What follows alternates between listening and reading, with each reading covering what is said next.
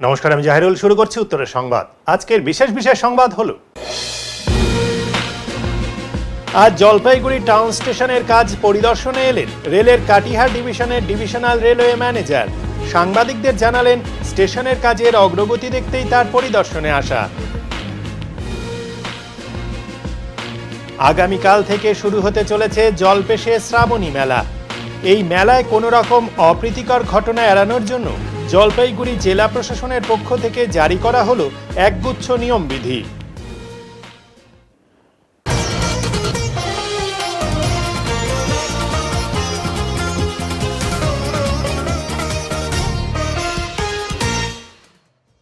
দ্রব্যমূল্য বৃদ্ধির প্রতিবাদে আজ দিনবাজার সংলগ্ন এলাকা জুড়ে বিক্ষোভ প্রদর্শন করল জলপাইগুড়ি জেলা কংগ্রেস। জেলা কংগ্রেস সভাপতি পিনাকি সেনগুপ্তর নেতৃত্বে দিনবাজার তিনকুনিয়া মোড় সংলগ্ন এলাকায় বিক্ষোভ প্রদর্শন করেন কংগ্রেস কর্মীরা।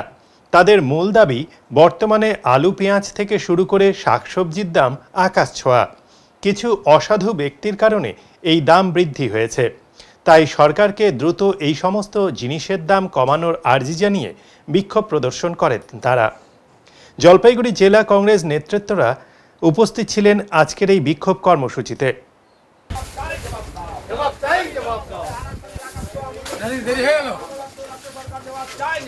জবাব চাই, জবাব দাও।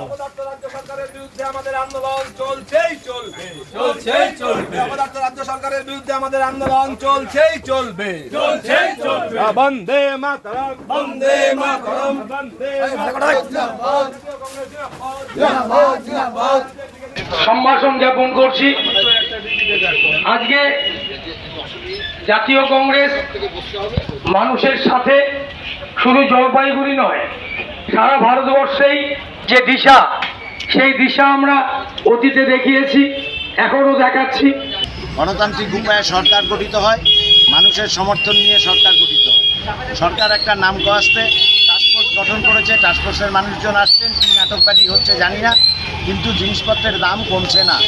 কোথাও আলু 35 টাকা, কোথাও 40 টাকা, কোথাও পটল 60 টাকা, কোথাও 80 টাকা।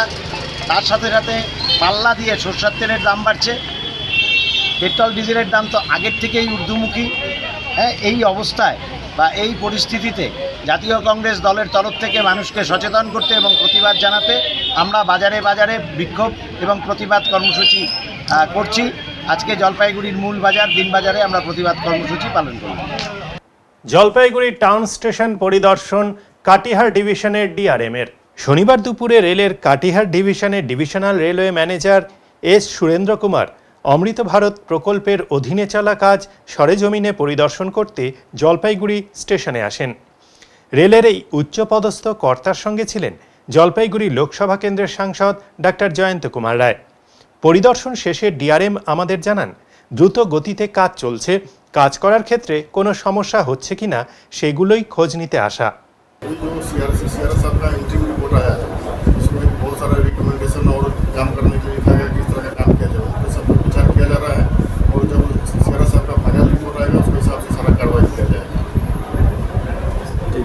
सर, मिताली एक्सप्रेस बांग्लादेश में दंगा हो रही है, मिताली में बातिल होगा क्या? अभी तो कुछ दिन से तो चल नहीं रही थी। अब बांग्लादेश में जो स्थिति है उसमें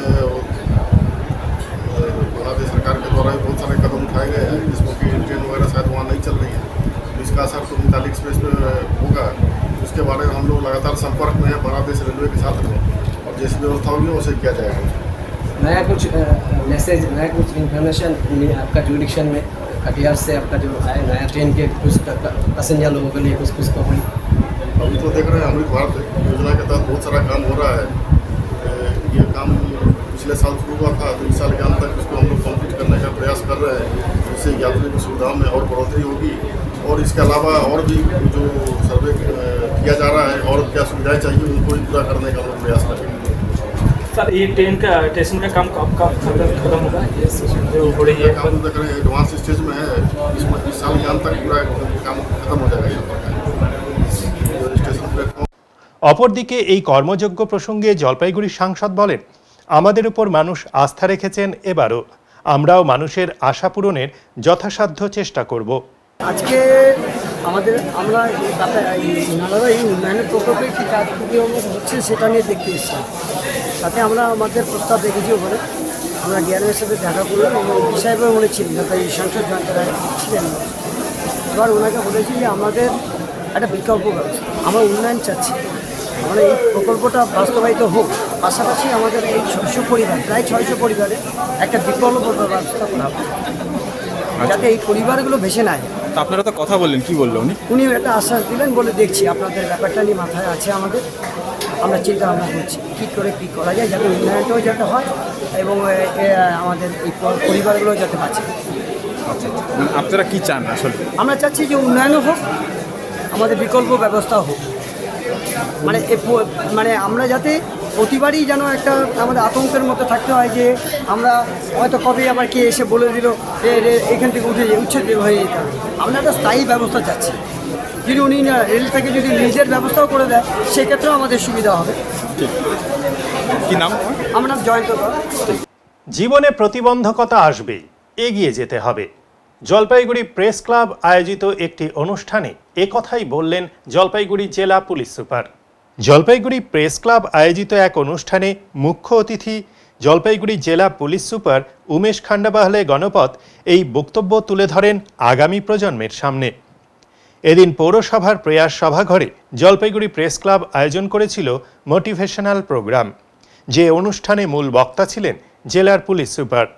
শ্রোতাদের আসনে ছিলেন শহরের বিভিন্ন স্কুলের ছাত্রছাত্রী সহ শিক্ষক শিক্ষিকারা। चले आते हैं भीड़ बकरियों की तरह बसों और ट्रेनों में अपने पास कुछ नहीं होता इनके पास।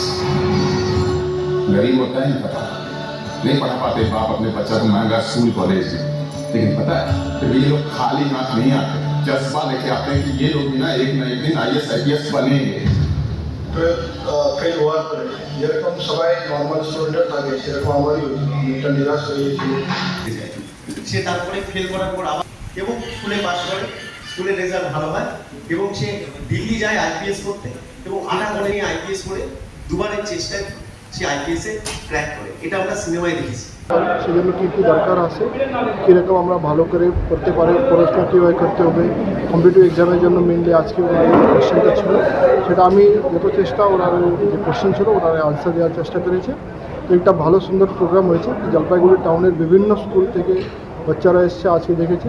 তো এটা দেখে দেখা যাচ্ছে কি আমাদের যে নতুন প্রজন্ম আছে, যারা স্টুডেন্টরা আছে, ওরা খুবই মোটিভেটেড, ওটা নিশ্চয়ই এরা একটা ধ্যেয় নিয়ে গোল নিয়ে আসে, ও সেটার জন্য ওরা একটু কিউরিয়াস আছে, সেটা আজকে ইন্টারেকশন করে আমরা জানা যায়। কি মনে হয় ফেলিওরও কি সাকসেসের একটা পথ হতে পারে? ফেলিওরটাকে নিশ্চয়ই ওভারকাম করে ফেলিওর সাকসেস ছাড়া সবসময় লাইফের পার্ট আছে, এই সবসময় আমাদেরকে পজিটিভ দেখতে হবে আর সাকসেসের জন্য যেটা মেহনত করতে হবে, যেটা কষ্ট করতে হবে, সবাইকে করতে হবে, সেটার জন্য সাকসেস নিশ্চয়ই পাবে।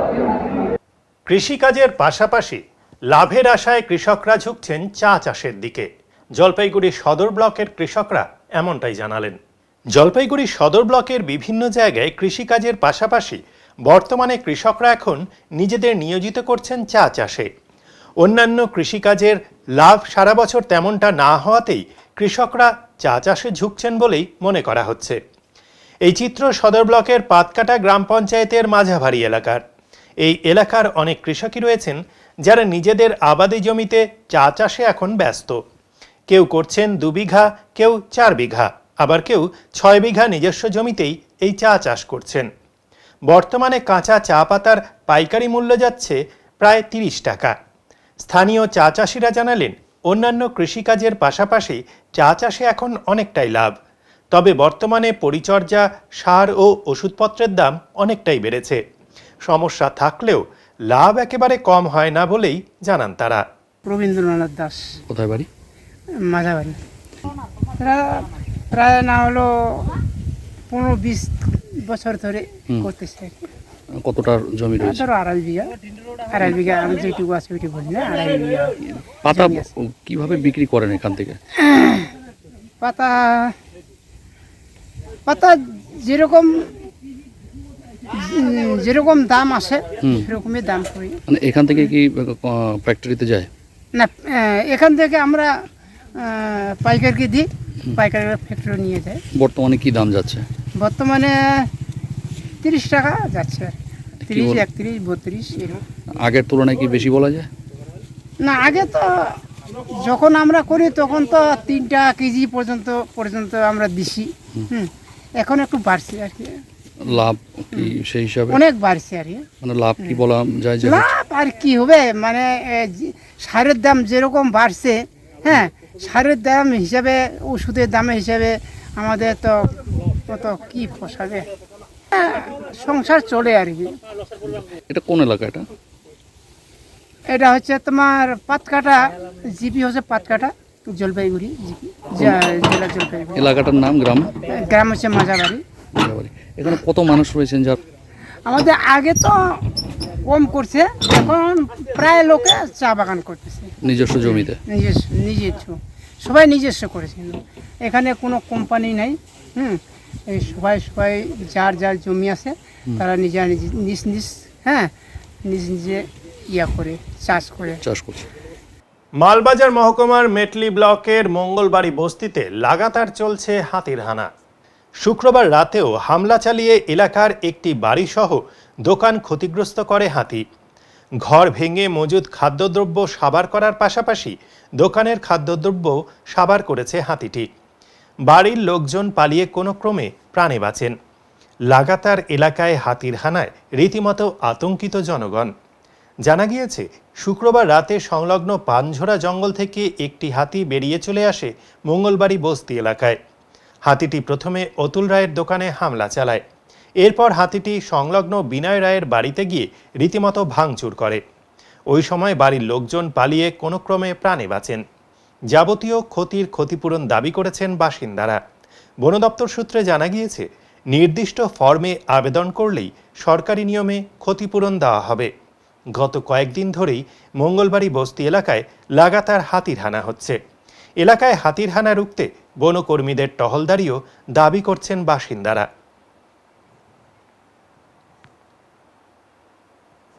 এখন নিচ্ছি ছোট্ট একটি বিরতি, ফিরে আসবো আরো খবর নিয়ে, সঙ্গে থাকুন। সব সময় সব দিকের সব খবর পেতে সাবস্ক্রাইব করুন, বেল আইকনটি প্রেস করে আপডেট থাকুন।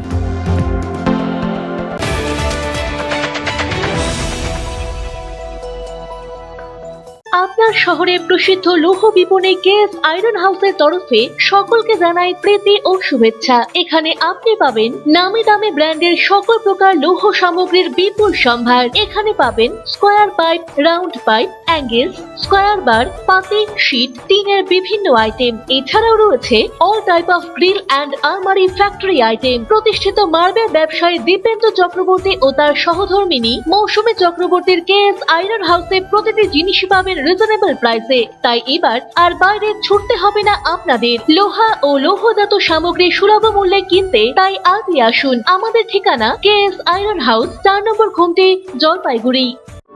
ক্লাস 12 এর পর আপনি কি আপনার ক্যারিয়ার অপশন সম্পর্কে অনিশ্চিত? কলেজে ভর্তির বিষয়ে বিভ্রান্ত? আমরা ভারতবর্ষ এবং তার বাইরের কলেজগুলিতে অ্যাডমিশন অ্যাসিস্ট্যান্ট দিয়ে থাকি, তাও আবার সম্পূর্ণ বিনামূল্যে। তাই দেরি না করে অতি সত্বর যোগাযোগ করুন জলপাইগুড়ির একমাত্র ক্যারিয়ার কাউন্সিলিং সেন্টার ড্রিমস এডটেকের সাথে। আমাদের অভিজ্ঞ কাউন্সিলররা নিশ্চিত করবেন আপনি যেন সঠিক সময়ে সঠিক স্ট্রিম এবং সঠিক কলেজটি বেছে নিতে পারেন। আমাদের অন্যান্য পরিষেবাগুলি হলো ক্যারিয়ার কাউন্সিলিং, প্যারেন্টিং কাউন্সিলিং ও ইন্ডিভিজুয়াল কাউন্সিলিং। তাই আপনার সফলতার পথকে সুগম করে তুলুন আমাদের হাত ধরে।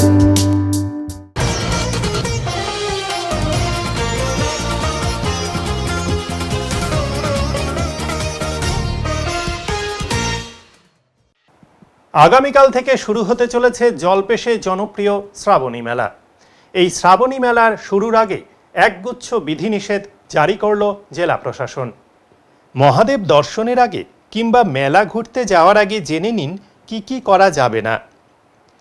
শ্রাবণ মাসে উত্তরবঙ্গের জনপ্রিয় তীর্থস্থান জলপেশ মন্দিরে দূর দূরান্তের ভক্তরা আসেন শিবের মাথায় জল ঢালতে। প্রায় প্রতি বছর নানা ছোট বড় দুর্ঘটনা লেগেই রয়েছে এই মেলাকে ঘিরে। এবছর তা পুরোপুরি রুখতে বিভিন্ন নিয়মনীতি বেঁধে দিয়েছে জলপাইগুড়ি জেলা প্রশাসন। যে স্কাইওয়াক তৈরি হচ্ছে তা সম্পূর্ণ না হওয়ায় এখনও খুলছে না তার দরজা। মন্দিরের গর্ভগৃহে প্রবেশ করতে পারবেন মাত্র 50 জনের মতো। ডিজে বা বিভিন্ন সাউন্ড বক্স রাস্তা দিয়ে হোক বা ভেতরে কোনোভাবেই নিয়ে যাওয়া যাবে না। মন্দিরের ভেতরের চত্বরে শান্তিপূর্ণতা বজায় রাখতে হবে। ট্রাফিকের কড়া নিরাপত্তা থাকবে প্রতিটি রাস্তায়। এছাড়াও সাদা পোশাকের পুলিশ, মন্দির কমিটির ভলেন্টিয়ার্স সহ পুলিশ মোতায়েন থাকবে। মন্দিরে আসার রাস্তায় বসানো হবে বেশ কয়েকটি ড্রপ গেট। এছাড়াও মন্দিরের পুকুর থেকে শুরু করে জর্দা নদী এবং তিস্তায় মোতায়েন থাকবে প্রচুর সিভিল ডিফেন্স কর্মী। রবিবার থেকে শুরু হতে চলেছে উত্তরবঙ্গের ঐতিহ্যবাহী শ্রাবণী মেলা। আর এই মেলাকে কেন্দ্র করে নিরাপত্তার বিষয়ে বিশেষ নজর দিচ্ছে জেলা পুলিশ। সেই কারণে মন্দিরের নিরাপত্তার বিষয়টি সরেজমিনে খতিয়ে দেখতে ইতিমধ্যেই জলপেশ মন্দিরে আসেন জেলা পুলিশ সুপার উমেশ গণপত খান্ডাবাহালে। তিনি নিজে গোটা মন্দির চত্বর পরিদর্শন করেন, পাশাপাশি মন্দির কমিটির সম্পাদককে নিয়ে বিভিন্ন এলাকা ঘুরে দেখেন। জানা গিয়েছে, শ্রাবণ মাসের এই শ্রাবণী মেলায় যাতে সকলেই উৎসবের মেজাজে উপভোগ করতে পারেন তার জন্য নিরাপত্তা অনেক আঁটোসাঁটো করা হবে বলে জানিয়েছেন পুলিশ সুপার। এবছর কোনো অপ্রীতিকর ঘটনা ঘটবে না বলেই আশা করা হচ্ছে পুলিশ প্রশাসনের তরফ থেকে। চা বাগানের মধ্য থেকে এক সদ্যজাত শিশু সন্তানকে উদ্ধার করা হলো। ঘটনাটি কুমলাই চা বাগানের। চা বাগানের মধ্য থেকে সদ্যজাত শিশু সন্তান উদ্ধার হলো। ঘটনাটি ঘটেছে মালবাজার ব্লকের কুমলাই চা বাগানে। জানা গিয়েছে, শুক্রবার সকালে কুমলাই চা বাগানের বাসিন্দা বেলাল রহমান প্রতিদিনের মতো শৌচকর্ম করতে বাগানে গিয়েছিলেন। ফেরার পথে আচমকা ব্যাগের মধ্যে কিছু নড়াচড়া করতে দেখেন। তিনি হতভম্ব হয়ে পড়েন। ধীরে ধীরে সেই ব্যাগ খুলতেই দেখতে পান এক সদ্যজাত শিশু সন্তানকে। সেই ব্যক্তি তখন সেই শিশুকে উদ্ধার করে তার বাড়িতে নিয়ে যান। বাড়িতে গিয়ে সেবা শুশ্রূষা করে পরবর্তীকালে মালবাজার থানায় খবর দেন তিনি। মালবাজার থানার পুলিশ রাতে ঘটনাস্থলে গিয়ে সেই শিশুটিকে উদ্ধার করে এবং মালবাজার সুপার স্পেশালিটি হাসপাতালে নিয়ে আসে। হাসপাতাল সূত্রে খবর, উদ্ধার হওয়া সদ্যজাত শিশুটি কন্যা সন্তান এবং বর্তমানে সে মালবাজার হাসপাতালের পর্যবেক্ষণে রয়েছে। কে বা কারা এই শিশুকে এইভাবে নদীর ধারে ফেলে গেছে তা খতিয়ে দেখছে পুলিশ। तो जो था हम लोग पैखाना करने गया था नदी तरफ बागान में, तो बच्चा तो झोला में देखा। उसको देख के हम लोग कपड़ा रहा, कपड़ा को लेके हम लोग देखा बच्चा है, इसलिए आसपास में हमारा जीजा जी लेके आया था। हम लोग के घर में लाया था, ला के हम लोग को पुलिस को खबर दिया। क्या बच्चा था वो? उधर लड़के था। कितना दिन का होगा? कितना दिन नया जन्म है, रात को इसे घटना हुआ है, दिन में छोड़ दिया है शायद। अच्छा, मालूम चला है कहाँ किसका बच्चा है? मालूम नहीं है, हम लोग तो कुमले बागान में आज तक पाया है। आपका नाम क्या है? हबीब मोहम्मद। और जिसको मिला था उनका नाम क्या है? बेलाल रहमान। আন্তর্জাতিক দাবা দিবসকে সম্মান জানিয়ে এক দিবসীয় দাবা প্রতিযোগিতা অনুষ্ঠিত হল জলপাইগুড়ি রাজবাড়ী দিঘি প্রাঙ্গণে। জলপাইগুড়ি ডিস্ট্রিক্ট চেস অ্যাসোসিয়েশন এবং জলপাইগুড়ি চেস প্লেয়ার্স প্যারেন্টস ফোরামের যৌথ উদ্যোগে 3টি বিভাগে দাবা টুর্নামেন্টের আয়োজন করা হয়। এদিন অনূর্ধ্ব 8, অনূর্ধ্ব 12 এবং ওপেন ক্যাটেগরিতে দাবা প্রতিযোগিতাটি অনুষ্ঠিত হয়। প্রতিযোগিতায় বিভিন্ন স্কুলের ছাত্রছাত্রীরা অংশগ্রহণ করেন। জলপাইগুড়ি ডিস্ট্রিক্ট চেস অ্যাসোসিয়েশনের সাধারণ সম্পাদক সচ্চিদানন্দ ভট্টাচার্য বলেন, আজ 20শে জুলাই আন্তর্জাতিক দাবা দিবস। সেই দিনটিকে উদযাপন উপলক্ষে এক দিবসীয় দাবা প্রতিযোগিতার আয়োজন করা হয়েছে। এদিন 3টি বিভাগের প্রথম, দ্বিতীয়, তৃতীয় স্থানাধিকারীদের পুরস্কৃত করা হবে। এছাড়াও প্রতিযোগিতায় অংশগ্রহণকারীদের চারা তুলে দেওয়া হয় উদ্যোক্তাদের পক্ষ থেকে। আজকে ইন্টারন্যাশনাল চেস ডে। আমরা জলপাইগুড়ি ডিস্ট্রিক্ট চেস অ্যাসোসিয়েশন আর চেস প্লেয়ার প্যারেন্টস ফোরাম আমরা জয়েন্টলি এই অনুষ্ঠানটা করছি। আজকে সেলিব্রেট করছি দিনটা। আমাদের আন্ডার 8, আন্ডার 12 আর ওপেন 3টা ক্যাটাগরিতে খেলাটা হচ্ছে। প্রাইজ হিসেবে কী কী থাকছে? প্রাইজ থাকছে, প্রাইজের থেকে বড় কথা আজকের দিনটা আমরা করছি দাবাটাকে চারিদিকে ছড়িয়ে দেওয়ার জন্য। সেলিব্রেশন হচ্ছে ইন্টারন্যাশনাল চেস ডে। 1924 সালে এই ইন্টারন্যাশনাল যেটা আমাদের ফিডে যেটা বলি আমরা, আন্তর্জাতিক দাবা সংগঠন, সেই ইন্টারন্যাশনাল ফিডে সেটা প্রতিষ্ঠিত হয়েছিল। তা আজকে 100 বছর পূরণ হয় এবং 1966 সালে ইউনেস্কো প্রস্তাব দিয়েছিল এই 20শে জুলাই দিনটিকে ইন্টারন্যাশনাল চেস ডে হিসাবে সেলিব্রেট করার জন্য। তারপর থেকে আমরা করে আসছি বিভিন্ন জায়গা থেকে। এখানে কারা কারা কোন কোন স্কুল বাকি কোথাও কি? সমস্ত স্কুল থেকেই খেলছে। আন্ডার 8 ক্যাটাগরি আছে, আন্ডার 12 ক্যাটাগরি আছে, ওপেন ক্যাটাগরি। আমরা বেশি প্লেয়ার আজকে খেলাইনি, জাস্ট প্রচারের জন্য একটা ওপেন স্পেসে আজকে আমরা খেলাটা করাচ্ছি। মোট কতজন? আজকে আমরা 80 জন প্লেয়ারকে নিয়ে এখানে খেলাচ্ছি, ছোট করেই প্রোগ্রামটা হচ্ছে। মানে কয়দিন এটা টুর্নামেন্ট আজকে? এটা একদিনের টুর্নামেন্টটা, মানে আজকের দিনটাকে সেলিব্রেট করার জন্যই 20 জুলাই আমরা এই টুর্নামেন্টটা করছি। আপনার নাম পরিচয় বলেন। আমি সচ্চিদানন্দ ভট্টাচার্য, সাধারণ সম্পাদক, জলপাইগুড়ি জেলা দাবা সংস্থা। দৃষ্টিহীন স্বামী স্ত্রী তাদের দৈনন্দিন কঠিন জীবন সংগ্রামে চাইছেন একটি সাহায্যের হাত। কোনো সহৃদয় যদি এগিয়ে আসেন তাহলে তাদের দৈনন্দিন বাঁচার লড়াইটা আরও সহজ হয়। দিনহাটার 29 বছরের যুবক তপন বিশ্বাস চোখে দেখতে পান না, কিন্তু তার অদম্য মনোবলের কাছে হার মেনেছে তার শারীরিক প্রতিবন্ধকতা। তিনি হয়েছেন গ্র্যাজুয়েট, কিন্তু এই শারীরিক প্রতিবন্ধকতা নিয়ে বর্তমানে তিনি জীবন সংগ্রামে বেঁচে থাকার লড়াই করে চলেছেন। বিয়ে করেছেন, কিন্তু তার স্ত্রীও যে দৃষ্টিহীন। তাই বছরখানেক আগে নিজের বাড়ি দিনহাটা থেকে শ্বশুরবাড়ি জলপাইগুড়ি সদর ব্লকের বারোপাটিয়া গ্রাম পঞ্চায়েতের চা বাগান অধ্যুষিত এলাকা ভুল্লাপাড়াতে পরিবারসহ আগমন তার। 2 মাসের শিশু কন্যাকে নিয়ে তপন ভুল্লাপাড়ায় শ্বশুরবাড়িতে রয়েছেন 1 বছর ধরে। সকাল থেকেই পরিবারকে বাঁচাতে সংগ্রাম শুরু হয় তার। প্রায় ফাঁকা রাস্তার পাশেই একচালা দোকানে সকাল থেকে সন্ধ্যা পর্যন্ত লটারির টিকিট বিক্রি করেন তিনি। আর সারা দিনে ক্রেতাদের পাশাপাশি তার একমাত্র সাথী একটি ব্লুটুথ স্পিকার, যার মাধ্যমে কিছুটা সময় অতিবাহিত করা সম্ভব হয় তার। এখন পারিবারিক সমস্যার কারণে তাকে আশ্রয় নিতে হয়েছে শ্বশুরবাড়িতে বলে দাবি। দৃষ্টিহীন বা প্রতিবন্ধী সার্টিফিকেট থাকার পরও সরকারি কোনো চাকরি বা সুবিধা মেলেনি বলেই দাবি তার। একাধিক জায়গা ঘুরেও আবেদন করেও মেলেনি কোনো সুরাহা বলেই বক্তব্য রেখেছেন তিনি। এ বিষয়ে তপন বলেন, অর্থনৈতিক অবস্থা আমার ভীষণ খারাপ। শারীরিকভাবে আমার অক্ষমতা থাকলেও মানসিকভাবে আমি সক্ষম। রয়েছে শিক্ষাগত যোগ্যতাও, কিন্তু নানা জায়গায় ঘুরেও কোনো সুরাহা মেলেনি। তাই এক প্রকার বাধ্য হয়েই শ্বশুরবাড়ি এলাকায় রয়েছি ও লটারি বিক্রি করছি। সারাদিনে যা লটারি বিক্রি হয় তা দিয়ে আমার সংসার চলে না। আমি চাইছি আমার যোগ্যতা অনুযায়ী সরকার যদি আমার পাশে একটু দাঁড়ায় তাহলে আমি আমার পরিবার নিয়ে অন্তত বেঁচে থাকতে পারবো। সত্যি যদি সরকার বা অন্য কোনো সংস্থা এই অসহায় পরিবারটির পাশে দাঁড়ায় তাহলে হয়তো তপনের জীবন যুদ্ধের লড়াইটা একটু সহজ হবে। আগে আমার নাম তপন বিশ্বাস। বাড়ি কোথায়? দিনহাটা। হ্যাঁ, দিনহাটা। এখানে কোথায় ব্যবসা করছেন? এখানে শ্বশুর বাড়ি। কোন এলাকা এটা? এটা ভুল্লাপাড়া। কি শারীরিক সমস্যা আপনার? আমি চাইল্ডহুড থেকে দৃষ্টিহীন। মানে জন্ম থেকেই? জি। কিভাবে চলছে তাহলে? এই তো ক্ষুদ্র ব্যবসা দিয়ে।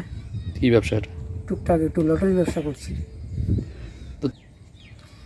দেখুন, অ্যাকচুয়ালি শুধু শারীরিকভাবে আমি চোখে দেখতে পাই না, কিন্তু আমার মানসিক শক্তি আছে।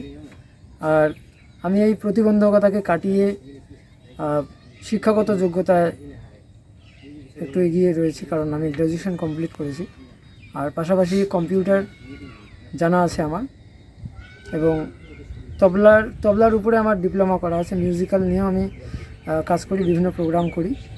আর পাশাপাশি টুকটাক এই লটারি ব্যবসা করি। এখানে আপনার হচ্ছে রাস্তার পাশে দোকান, তাই আমি নিজেকে একটু সচেতনভাবেও ব্যবসাটা চালাই। কারণ হচ্ছে আমাদের সমস্ত দৃষ্টিহীনদের হাতেই এখন অ্যান্ড্রয়েড ফোন রয়েছে, যেখানে এই অ্যান্ড্রয়েড ফোনে আমাদের স্পেশাল সফটওয়্যার MANI মানি বলে একটা অ্যাপ্লিকেশান আছে, স্পেশাল সফটওয়্যার এটা।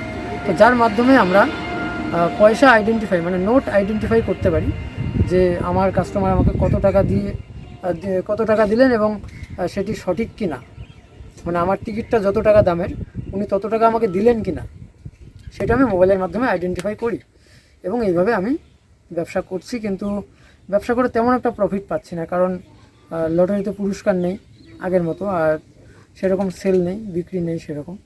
তো যে কারণে সংসার চালানো একটু টাফ হয়ে যাচ্ছে। সরকারি চেষ্টা করেছিলাম বলতে, আমি একবার SBI এক্সামে বসেছিলাম, SBI জন্য অ্যাপ্লাই করেছিলাম, সেখানে হয়েছিলাম। বাট আমার হচ্ছে রাইটার দিয়ে, যেহেতু আমাদের পরীক্ষায় বসতে হয় রাইটার নিয়ে, তো একজন স্ক্রাইব থাকে আমাদের, তো তার উপরে ডিপেন্ড করে আমাদের হচ্ছে সম্পূর্ণ রেজাল্ট আসবে। এবার তার যদি হ্যান্ডরাইটিং খারাপ হয় বা সে যদি একটু কম বেশি করে লিখে দেয়, উল্টো পাল্টা হোক বা তার হাতের লেখা যদি ভালো না হয়, সেদিক থেকেও আমাদের একটু মাইনাস পয়েন্ট হয়ে যায়, যার জন্য আমরা অনেক সময় নিজের যোগ্যতা থাকা সত্ত্বেও আমরা সেই চাকরিগুলোকে আমরা মানে নিজের আয়ত্তে আনতে পারি না বা আমাদের সেই চাকরিগুলো হয় না। কি সার্টিফিকেট রয়েছে বলুন আপনার? আমার হ্যান্ডিক্যাপ সার্টিফিকেট রয়েছে, আমি যে দৃষ্টিহীনতার প্রমাণ আমার কাছে রয়েছে। কি পার্সেন্টেজ রয়েছে? আমার হচ্ছে 100% রয়েছে। তবু এই রাজ্য সরকারের কি বিভিন্ন জায়গায় চেষ্টা করেছিলেন এর আগে? রাজ্য সরকারের বিভিন্ন জায়গায় চেষ্টা করেছিলাম আর হয়নি। এবার আমি পাশাপাশি দিদিকে বলো একটা হেল্পলাইন নাম্বার আছে, সেখানে কল করে আমি বলেছিলাম যে আমার এই সমস্যা, তো আমার কোয়ালিফিকেশন অনুযায়ী আমাকে একটা কাজ দেওয়া হোক সরকারের তরফ থেকে। কারণ যেহেতু দিদিকে বলতে একটা পরিষেবা রয়েছে যে কারো কোনো প্রবলেম থাকলে সে জানাতে পারে, তো আমার প্রবলেম আমি ফেস করেছিলাম। কারণ এখন যেহেতু লটারি বিক্রি সেরকম হচ্ছে না, পুরস্কার হচ্ছে না, আর সেজন্য আমার একটা কাজ মানে জব চেয়েছিলাম। পরিবারে কে কে রয়েছে? পরিবারে আপাতত তো আমি মানে শ্বশুর বাড়িতে আছি, জয়েন্ট ফ্যামিলিতে আছি। সেখানে আমার শ্বশুর রয়েছেন, শাশুড়ি রয়েছেন, আমার মিসেস আর আমার 2 মাসের একটা মেয়ে বাচ্চা রয়েছে। আর বাড়ি নিজের যে বাড়ি দিনহাটা বললেন সেখানে আমার স্টেপ মাদার আছেন এবং স্টেপ ব্রাদার আছেন আমার 3টে, নিজের দাদা আছে একজন।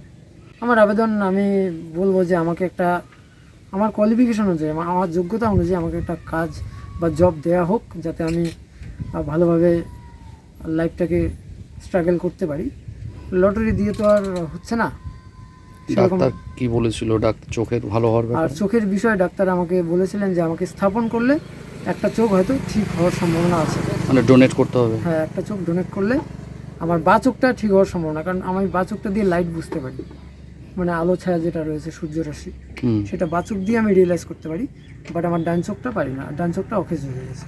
সময় কাটানোর জন্য দেখা যাচ্ছে এখানে একটি ব্লুটুথ স্পিকারও রয়েছে, আর কি কি থাকে আপনার সাথে? আর কিছু থাকে না, জলের বোতল আছে, সবাই জল খায়।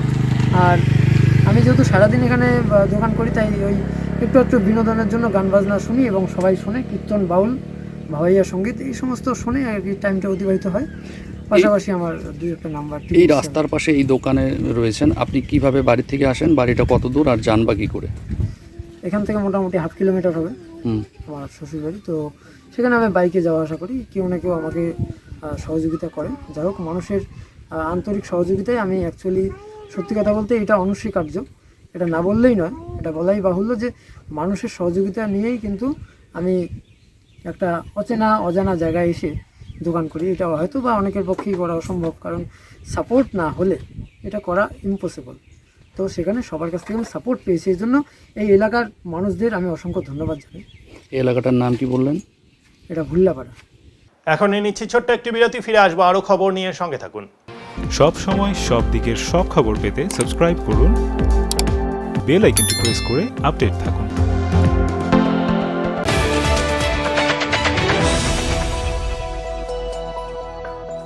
প্রিয় শহরবাসী, জলপাইগুড়িতে খুলে গিয়েছে ঝুলান্সের মতো প্ল্যাটফর্ম, যেখানে একই সাথে ছেলে মেয়ের স্কিন হেয়ার চেক করার পর বেসিক টু প্রিমিয়াম সার্ভিস প্রোভাইডের সাথে বিউটিশিয়ান এবং ব্রাইডাল মাস্টার ক্লাসের ট্রেনিংও করানো হয়। এছাড়াও মেম্বারশিপের সুবিধা আছে। ঝুলান্সে মোল এবং ট্যান রিমুভাল ট্রিটমেন্ট এবং ইয়ারলোব রিপেয়ার ট্রিটমেন্টও করা হয়। তাই আর দেরি কেন, নিজেকে সুন্দর করে তুলতে আজই আসুন ঝুলান্স মেকওভার, জলপাইগুড়ি উকিলপাড়া মোড়, নারায়ণ কমপ্লেক্স, ডমিনোজের ওপর তলায়। যোগাযোগের নাম্বার 7908472017।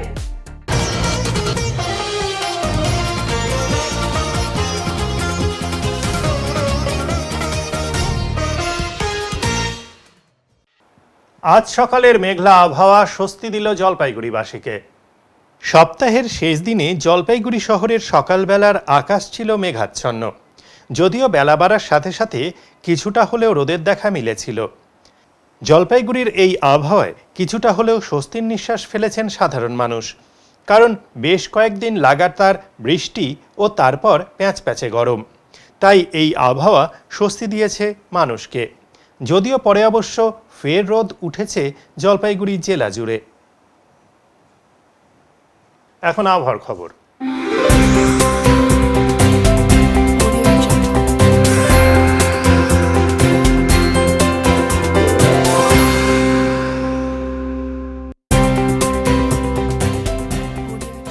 কেন্দ্রীয় আবহাওয়া দপ্তরের জলপাইগুড়ি কেন্দ্র থেকে পাওয়া তথ্য অনুযায়ী শনিবার দিনের সর্বোচ্চ তাপমাত্রা ছিল 34.8 ডিগ্রি সেলসিয়াস ও সর্বনিম্ন তাপমাত্রা ছিল 27.5 ডিগ্রি সেলসিয়াস।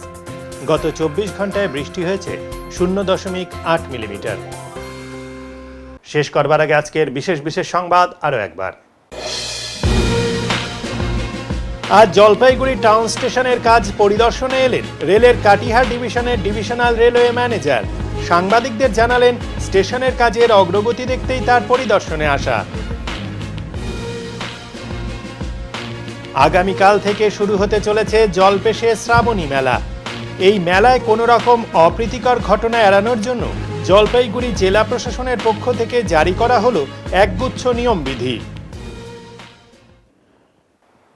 উত্তরের মন পরিবেশিত উত্তরের সংবাদ এখনকার মতো এই পর্যন্তই। নমস্কার।